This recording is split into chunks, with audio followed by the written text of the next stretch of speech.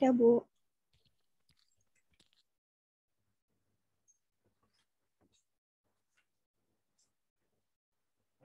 Udah, Bu.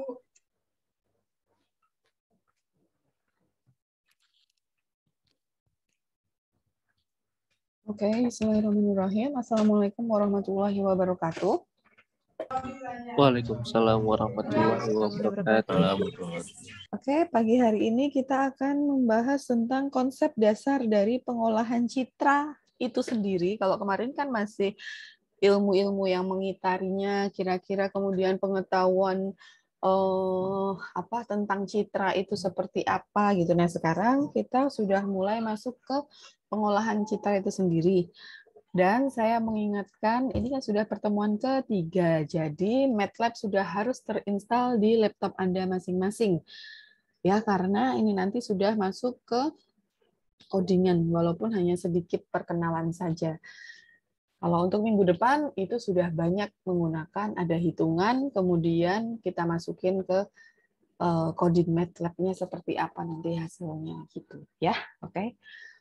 Oke, kita mulai saja.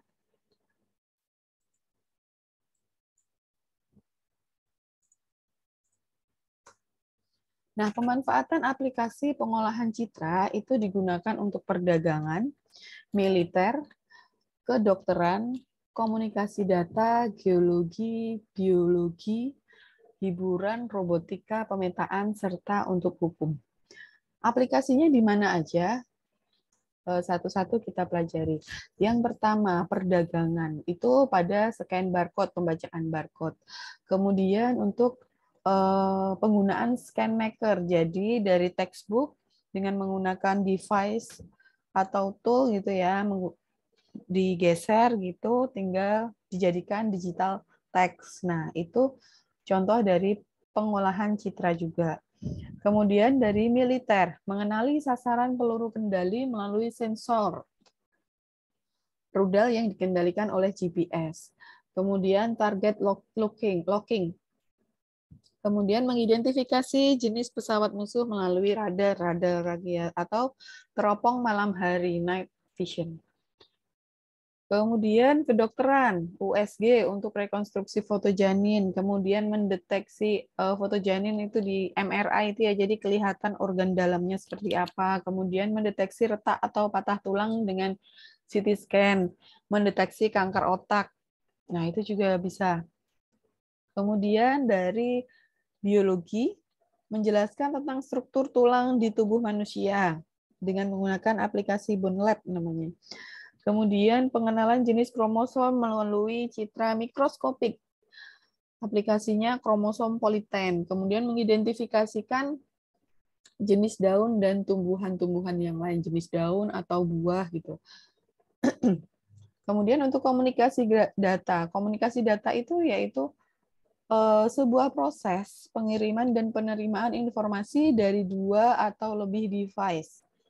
Misalnya dari komputer atau laptop atau printer atau alat komunikasi yang lain yang terhubung dalam sebuah jaringan lokal maupun jaringan luas ya, jaringan nasional. Contohnya internet. Facebook, telepon, walkie-talkie, TV broadcast gitu. Nah, itu contoh dari pengolahan citra juga. Kemudian hiburan untuk pemampatan video, kemudian membuat video. Itu ada menggunakan pengolahan citra pasti ya, karena di sana kan ada gambar-gambarnya gitu. Kemudian robotika.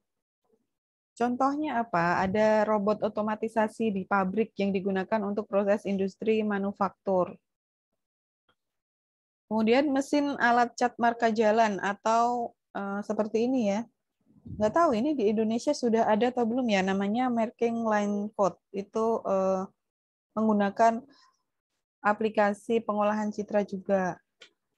Nah, ini ada pemetaan atau geografis dan geologi, yaitu mengenali jenis dan bentuk lapisan batuan bawah permukaan bumi melalui rekonstruksi hasil seismik. Contohnya dengan menggunakan SEISWare, itu sebuah sistem informasi geografis gitu untuk mengenali permukaan bumi didasarkan pada respon gelombang seismik. Kemudian ada pemetaan batas wilayah melalui foto udara atau Landsat. Aplikasinya namanya Landsat ya, perekaman citra bumi dari luar angkasa. Jadi dilihat satelit dari atas gitu. Seperti itu. Kemudian di bidang hukum digunakan untuk identifikasi sidik jari. Kemarin sudah sempat saya singgung. Kemudian pengenalan foto wajah.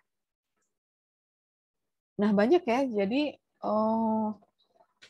ada campur tangan pengolahan citra di sana gitu. Banyak sekali, artinya berarti pengolahan citra itu bisa diterapkan di banyak bidang.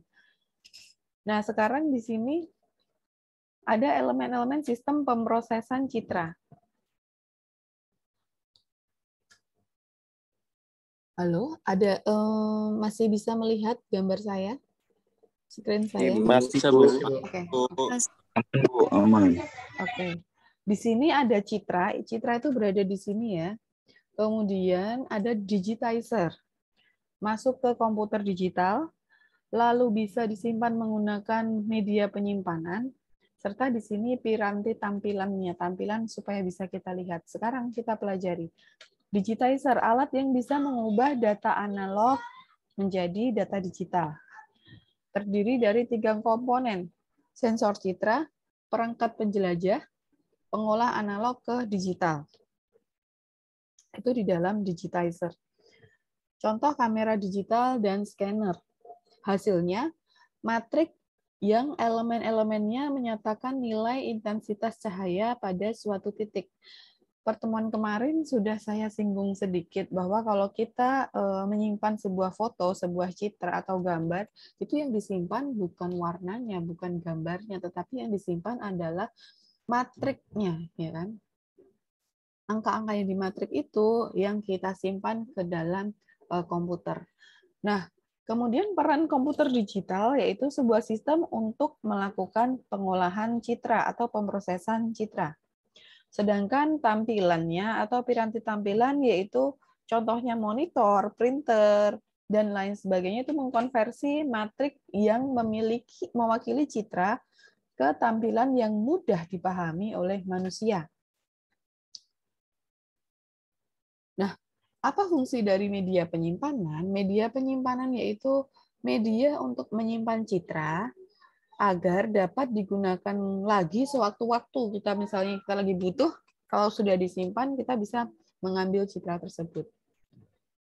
Komputer digital untuk melakukan berbagai fungsi pada citra digital berresolusi tinggi. Nah, di sini contohnya ada citra original atau induk yang akan dipetakan. Kita mau petakan seperti apa? Kita jadikan seperti ini ya. Ini kan dijadikan grid-grid kan. Biasanya foto visual tuh dijadikan grid-grid. Nah, itu sudah jadi foto digital.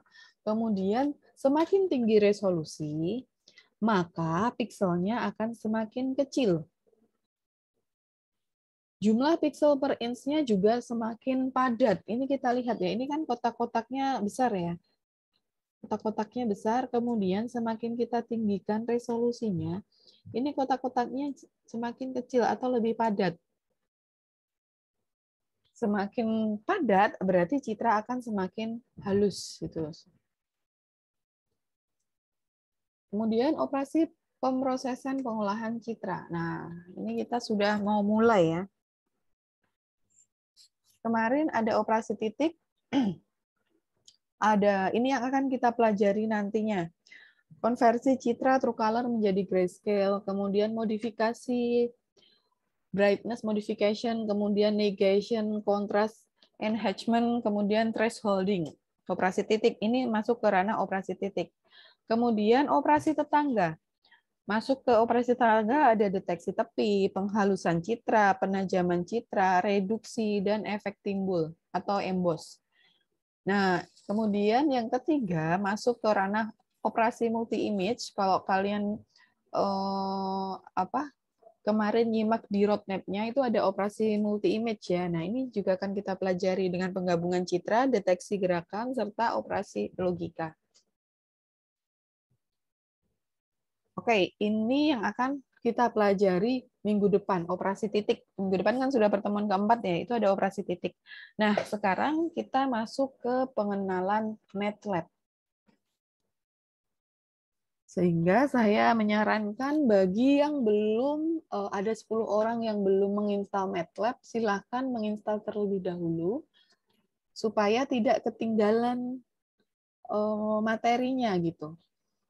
Nanti di setiap tugas akan saya berikan prakteknya gitu ya, sehingga kalian bisa mempraktekkannya di rumah masing-masing gitu. Kemudian nanti di-storein ke saya, disubmitin ke saya. Oke? Sekarang saya kenalin dulu dengan MATLAB.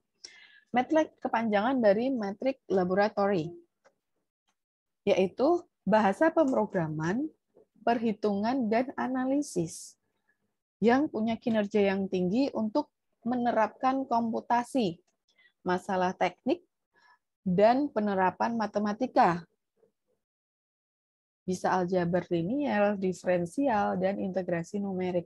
Memang zaman dulu, memang metrik itu dulu pertamanya itu digunakan untuk function-function matematis gitu. Tetapi seiring berjalannya waktu, ditambahkan function-function yang lain untuk kemampuan yang lain gitu.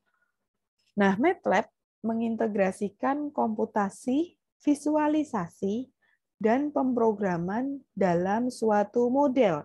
Jadi, yang dulunya MATLAB itu digunakan untuk keperluan matematis aja, kemudian dikembangkan untuk pemodelan. Waduh, udah mau habis waktunya. Digunakan untuk pemodelan. Di mana masalah-masalah dan penyelesaiannya diekspresikan dalam notasi matematis. Nah, kemampuan MATLAB itu untuk pemodelan dan simulasi itu yang paling utama. Kemudian pembentukan algoritma. Kemudian untuk matematika dan komputasi, pengolahan sinyal, sinyal processing, analisa data, eksplorasi, visualisasi, serta pengolahan citra. Nah, penggunaan MATLAB di bidang MIPA, matematika termasuk statistik, ada aljabar linear, tadi ya sudah saya jelaskan, kemudian fisika, ada analisis gelombang, itu menggunakan MATLAB juga bisa, biologi, komputasional biologi, matematika, genetika, kemudian ada bidang ekonomi dan bisnis untuk pemodelan ekonomi, analisis finansial, serta peramalan atau forecasting.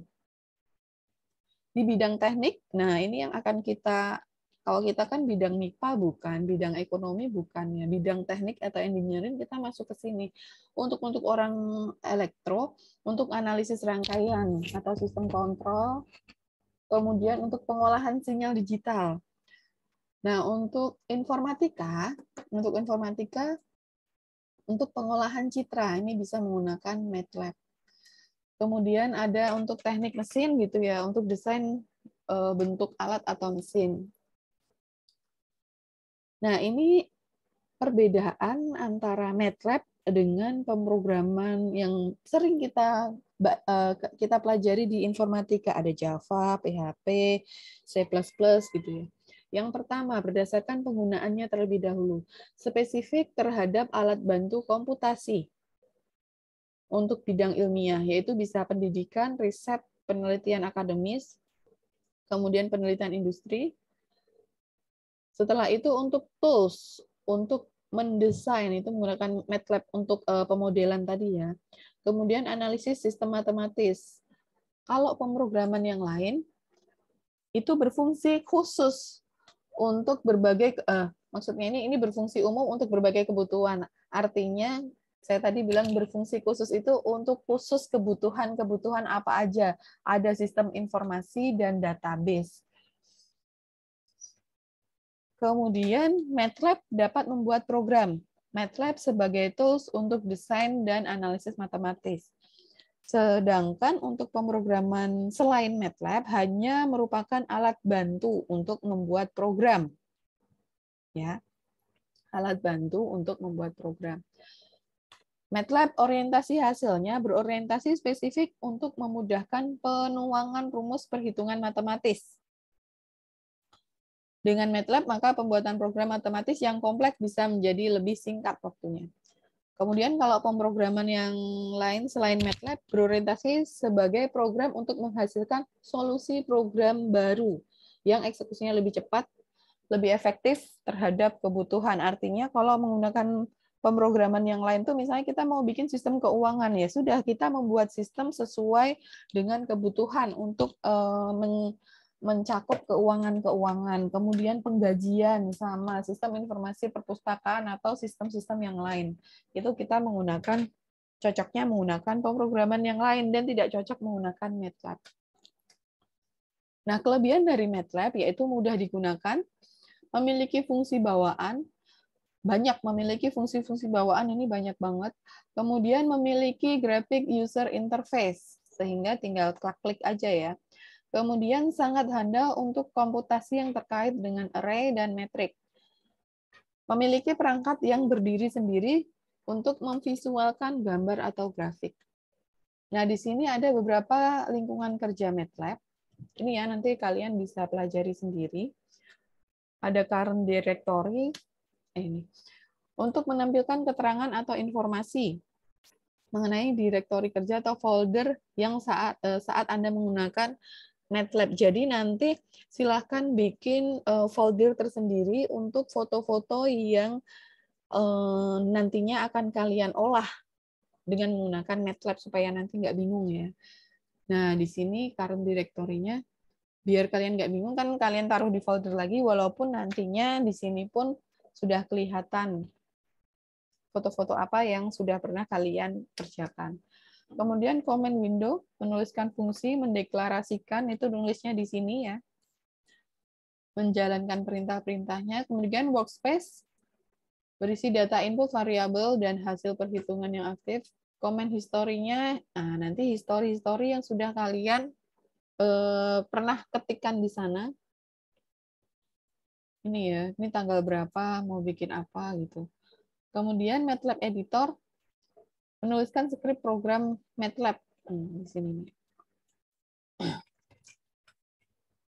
Kemudian ini user interface-nya. Nah, sekarang kita masuk ke fungsi-fungsi dasar dari MATLAB. Ada IMInfo, fungsi untuk menampilkan keterangan informasi dari citra. Nah, skripnya ini nih. IMF-info. Ini saya mengambil gambar apel. Saya mengambil gambar apel.jpg. Jangan lupa kalau mau mempraktekkan itu harus sama persis ya. Kalau JPEG, JPG ya ditulis JPG. Kalau JPEG atau PNG juga ditulis sesuai dengan nama filenya dan tipenya. Nah, ini contohnya. Ketika kita mengetikkan skrip seperti ini, yang di bold item ini, hasilnya akan seperti ini. Di sini ada keterangan informasi dari citra itu sendiri. Oke. Kemudian IMRead. IMRead itu fungsinya untuk melakukan pembacaan citra. Ingat pembacaan citra, sehingga function ini tidak akan mengeluarkan output. Jangan ditungguin ya, karena fungsinya hanya membaca citra. Skripnya seperti ini. IMRead, misalnya Apple, ini ya jangan lupa. Kalau kita nulisin ada titik komanya, jangan lupa ya. Kemudian petiknya jangan lupa. Atau bisa seperti ini. Kalau ini dia ngambil direktori dari mana? D, folder gambar, Apple JPEG. Itu bisa juga. Kemudian yang ini, IMRead apple.jpg. Ini nggak ada tampilan apa-apa gitu ya, nggak ada tampilan apa-apanya karena dia cuma membaca aja. Kemudian IMShow, ini untuk menampilkan. Fungsi untuk menampilkan citra ke layar. Skripnya adalah A sama dengan I'm read apple. Kemudian dikeluarkan, dibaca. Ini kan dimasukin ke variabel ini. Ini dimasukin ke variabel A. Kemudian I'm read apple, ya kan? Nah, nanti yang disaukan itu manggil dari yang A ini. Nah, dari sini. Gitu. Ini contohnya I'm read apple gitu ya. And so hasilnya seperti ini. Kemudian RGB to gray. Fungsi untuk mengubah dari citra warna ke citra keabuan atau grayscale. Skripnya I'm read apple, kemudian di sini kita tulis gray sama dengan RGB to gray. A-nya manggil lagi ya dari sini ya. Oke, ini ada apple. Oh iya, ini jangan lupa I'm so gray. Ini jadi dua variabel ya, variabel A dulu untuk membaca, kemudian gray. Ini bisa nggak harus gray ya. Ini hanya variabel, jadi nanti ini untuk manggil di sini gitu, untuk mengeluarkan, untuk mengesaukan gitu. Hasilnya jadi seperti ini, dari yang RGB gitu ya, kemudian menjadi gray. Nah, kemudian ada I'm his. Fungsinya untuk menampilkan histogram dari citra. I'm read apple, terus I'm his gray. Nah, ini ya hasilnya output seperti ini. Setiap foto pasti mempunyai histogram citra masing-masing. Itu tidak bisa disamakan. Ini punya saya apple gambar yang ini sama-sama apel harus warnanya seperti itu, enggak ya.